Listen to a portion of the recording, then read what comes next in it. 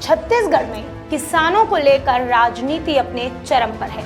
हाल ही में भारतीय जनता पार्टी के धरना प्रदर्शन को आड़े हाथों लेते हुए छत्तीसगढ़ के स्वास्थ्य मंत्री टीएस सिंहदेव ने केंद्र सरकार पर जमकर निशाना साधा था, तो वहीं भाजपा प्रदेश प्रवक्ता अनुराग सिंहदेव ने कांग्रेस पर निशाना साधा।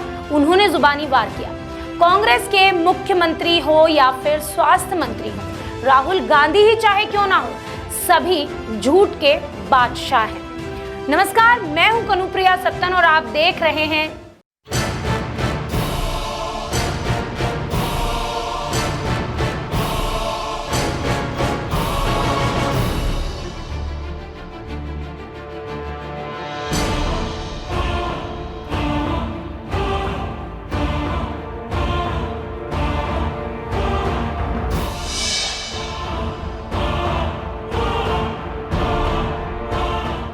नमस्कार, मैं हूं कनुप्रिया सत्तन और आप देख रहे हैं हिंदुस्तान पथ पर हमारी ये खास रिपोर्ट। इस खबर की शुरुआत के साथ आप ये जरूर सुनिए।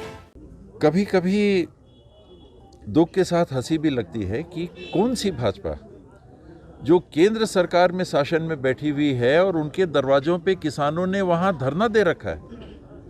देश के किसानों ने जिस देश की राजधानी के दरवाजे पे धरना दे रखा है, वो एक तरह से ढोंग कर रहे हैं छत्तीसगढ़ में यहाँ किसानों के लिए बात करने की। भाजपा के छत्तीसगढ़ के एक नेता ने 2500 रुपये किसानों को मिले, इसमें केंद्र सरकार जो व्यवधान उत्पन्न कर रही है, एक पहल की है क्या? न्यूनतम समर्थन मूल्य के ऊपर जो राशि मिलनी चाहिए, प्रधानमंत्री जी अपने नाम से 6000 रुपये की बात करते हैं। राज्य सरकार अगर और राशि उपलब्ध कराती है तो उनको कहीं ना कहीं तकलीफ हो जाती है। एक बार भी प्रदेश के भाजपा के नेताओं ने प्रधानमंत्री जी को सार्वजनिक तौर पे अलग से जाके बोला है कि नहीं, इसको दिलवाइए, आप इसमें रोक मत लगाइए। 60 लाख टन चावल खरीदने की बात सचिव स्तरीय मीटिंग में जब तय हो गई थी और आज छत्तीसगढ़ को केवल 44 लाख मेट्रिक टन चावल उठाने का कोटा दिया गया है, तो ये भाजपा के नेताओं ने एक आवाज़ उठाई। वो 16 लाख टन मेट्रिक टन चावल को उठाया जाए, इसके लिए एक आवाज़ उठाई। 2000 करोड़ से ज़्यादा का नुकसान छत्तीसगढ़ को होगा अगर एफसीआई ने इस चावल को नहीं उठाया।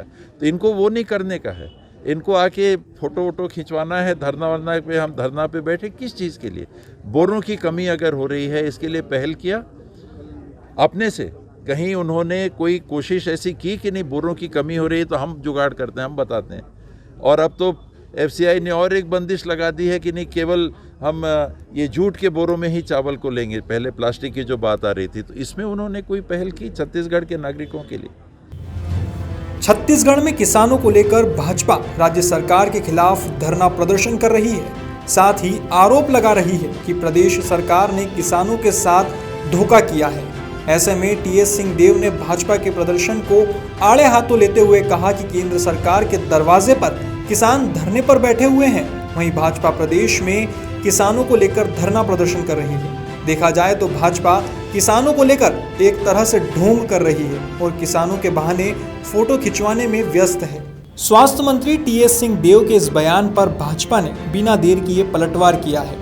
भाजपा प्रदेश प्रवक्ता अनुराग सिंहदेव ने कहा है कि कांग्रेस के मुख्यमंत्री हो या फिर स्वास्थ्य मंत्री या फिर राहुल गांधी ही क्यों ना हो, सभी झूठ के बादशाह हैं। अनुराग सिंह ने राज्य सरकार पर आरोप लगाते हुए कहा कि 20 साल में कभी ऐसा नहीं हुआ है जो आज कांग्रेस कर रही है। दरअसल 30 रुपये बारदाना का पैसा किसानों से लिया जा रहा है।